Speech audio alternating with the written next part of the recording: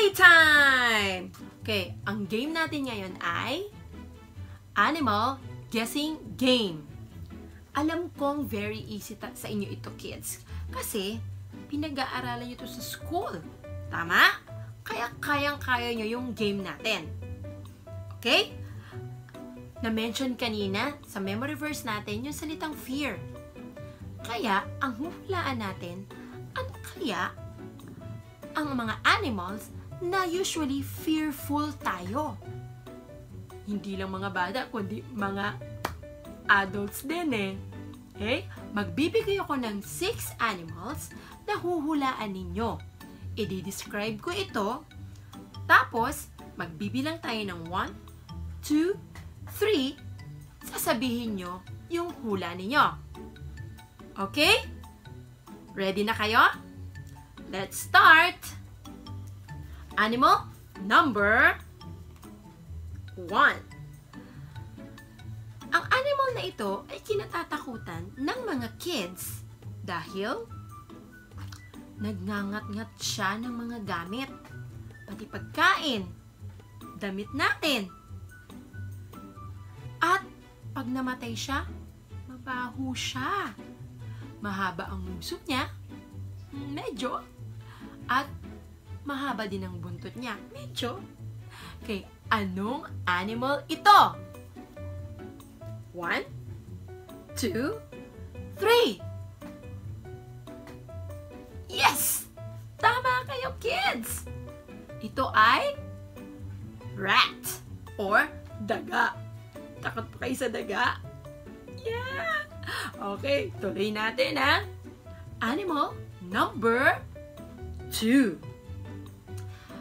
Ang animal na ito ay kinatatakutan dahil color brown siya. Maliit ang kanyang mga paa. Gumagapang siya. At lumilipad. Anong animal to? 1, 2, 3. Tama na naman kayo. Ito ay cockroach or ipis. Ay, ayoko rin ng ipis eh. Okay? Sige, tuloy natin. Animal number 3. Ang animal na ito ay kinatatakutan dahil nakatira siya sa tubig. Ang laki-laki niya. Tapos, ang laki din ng mouth niya. At ang pinaka nakakatakot, very sharp ang teeth niya. Anong animal ito? 1, 2, 3. Yes! Ito ay shark or pating. Yes! May kanta pa nga tayo yan eh. Baby shark. Diba? Memorize niyo yun, diba? Yes, ang galing ng mga kids. Punta tayo sa animal number 4. Okay, ang animal na ito ay kinatatakutan dahil maingay siya sa gabi. Tapos, talon siya ng talon. Ganun. Tapos, mahaba rin yung tang niya. At higit sa lahat, kumakain siya ng lamok. Anong animal ito? 1, 2, 3.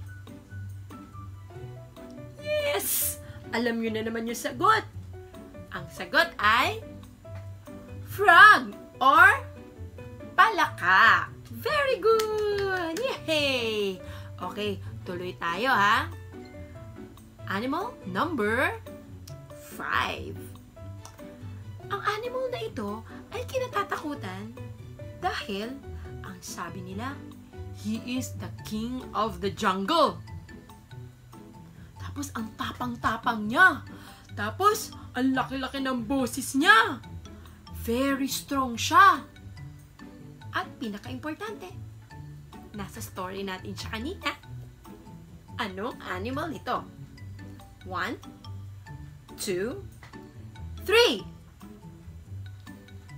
Yes! Okay, ito ay lion! Yay! Yay! Ang galing! Isa na lang! Animal number 6. Ang animal na ito ay kinatatakutan ng mga bata dahil ang haba niya kasi. Tapos, very quiet siya kapag gumagapang siya. Tapos, nanunuklaw siya. Yun! At ang sound niya, anong animal to? 1, 2, 3! Tama ka na naman! Ito ay snake or ahas! Ang galing ng mga bata! Sino nakakumpleto ng 6 animals? Yes! Congratulations! At kayo ay bibigyan ko ng maraming palakpak! Yay! Thank you for joining!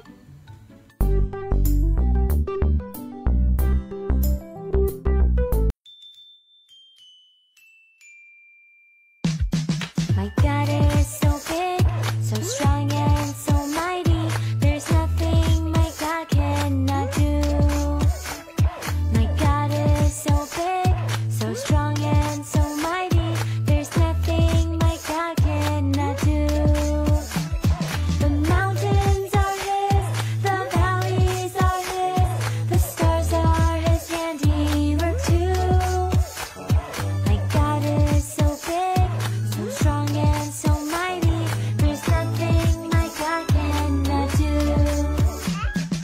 What a mighty God we serve. What a mighty God we serve.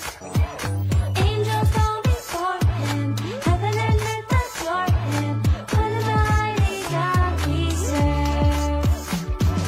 What a mighty God we serve. What a mighty God we serve. Let's go. Angels bow before Him, heaven and earth adore Him. What a mighty God we serve. And freeze. Let's jump. Let's jump. Let's jump. Let's jump. Take it down. Take it down. Take it down. Take it down. Step to your right with the right and step to your left with the left. And praise and praise and praise and praise. Let's jump. Let's jump. Let's jump. Let's jump. Take it down. Take it down. Take it down. Take it down. Step to your right with the right and step to your left with the left. And praise and praise and praise and praise.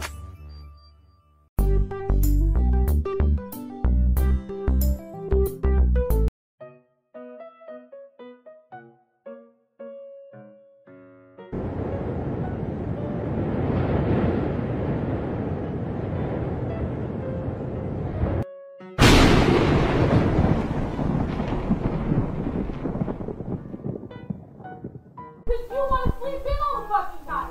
Yeah, because I want the kids out of the room when I'm trying to sleep at night because I have to go to work the next. Hey, loser. Leave me alone.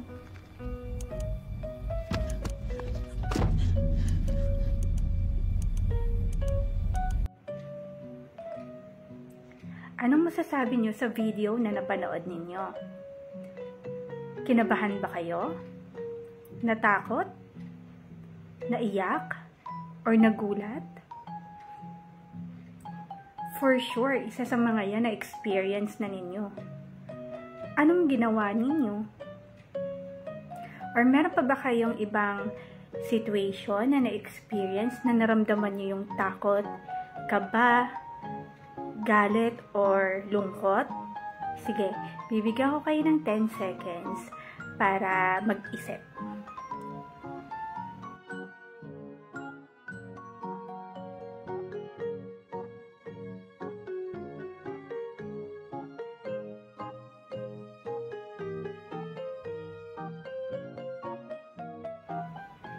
Ayan, kung meron kayong naisip na situation or na-experience ninyo, i-share nyo lang after ng video na to. Normal naman sa ating lahat na matakot, kabahan, or malungkot. Actually, hindi lang tayong nakakaranas nun. Alam nyo ba na even yung mga disciples or apostles ni Papa Jesus ay natakot din. Nakaramdam din sila ng takot at kaba. Panoorin nyo to.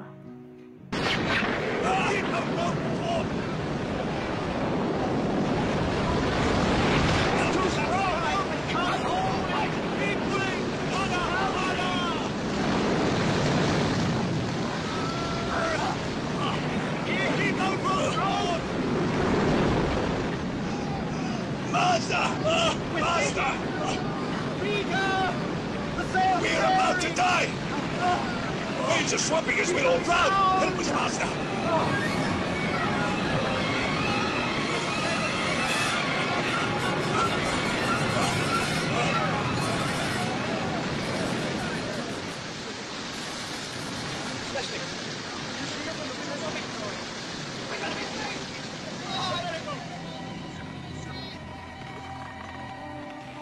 Where is your faith?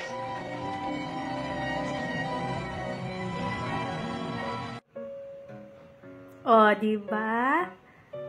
Natakot yung mga apostles nung nasa bangka sila, tapos biglang bumagyo. At nagkaroon ng malakas na hangin. Siyempre, takot sila. Baka mamaya malunod sila, diba? Kahit ako, matatakot ako pag ganun. Kayo ba? Pero alam nyo, ginawa ni Papa Jesus. Diba, pinatigil niya yung hangin, pinatigil niya yung malakas na ulan, tsaka yung mga alon, at in an instant, naglaho na parang bula. Naging malumanay at tahimik ang dagat. So, ang lesson natin ngayon, kids, dito, no, kahit makaramdam tayo ng takot, kaba, lungkot, or minsan, nagugulat tayo, diba? Sa lahat ng mga nangyayari sa atin, syempre hindi naman lahat laging masaya. Diba? May times talaga na makaka-experience tayo ng mga sad moments or bad moments. Syempre normal yan sa life. Anong dapat natin gawin? Sabi nga ni Papa Jesus, "Fear not, for I am with you." So, lagi tayong magpipray sa Kanya, hindi lang during the bad times, hindi lang during the sad moments, but every day, let's ask na mas lumakas pa yung faith natin sa Kanya para kahit anong sitwasyon, masaya man yan, malungkot, masamang pangyayari, malalampasan natin, hindi niya tayo iiwan. So, that's it for today's video. Sana may natutunan kayo. Bye-bye!